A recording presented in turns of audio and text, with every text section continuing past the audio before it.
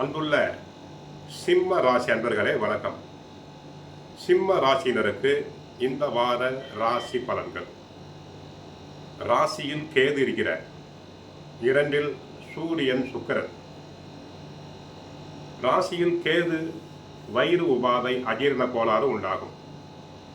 2 சூரியன் சுக்கிரன்.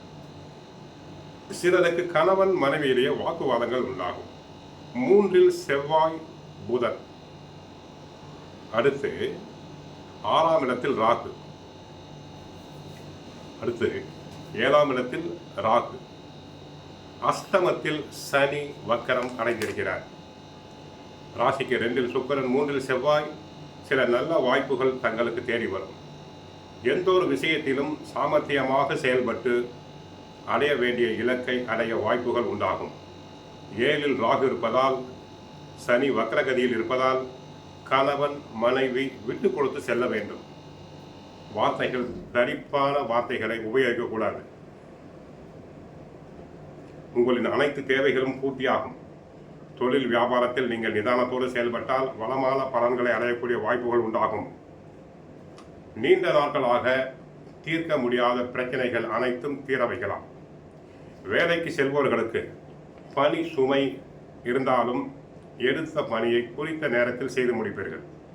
அதிகாரிகளிடம் பேசும்போது சற்று நிதானமாக பேசுங்கள். அதிகமாக கோபப்பட வேண்டாம். மாணவியர்கள் புதன் சாதகமாக இருப்பதால் நன்றாக படித்து நல்ல மதிப்பெண்களை பெறுவர். போட்டித் தேர்வுகளில் வெற்றி பெறலாம். சொல் வாக்கில் இனிமை இருந்தால் செல்வாக்கு உயரும்.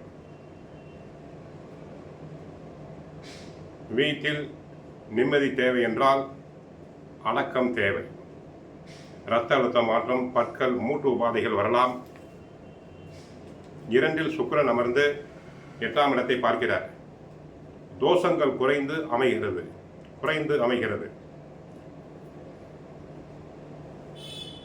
3இல் புதன் செவ்வாயோடு இருக்கிறார்.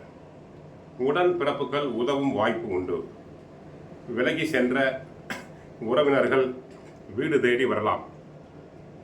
சில நல்ல செய்திகள் காதில் விழலாம். தர்ம சிந்தனைகள் தங்களுக்கு அதிகரிக்கும்.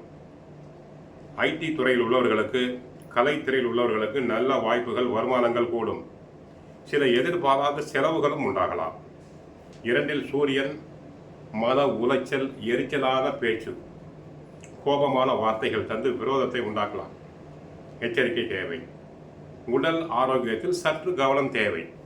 சர்ம நோய்களும் கண் நோய்களும் தங்களுக்கு வரலாம்.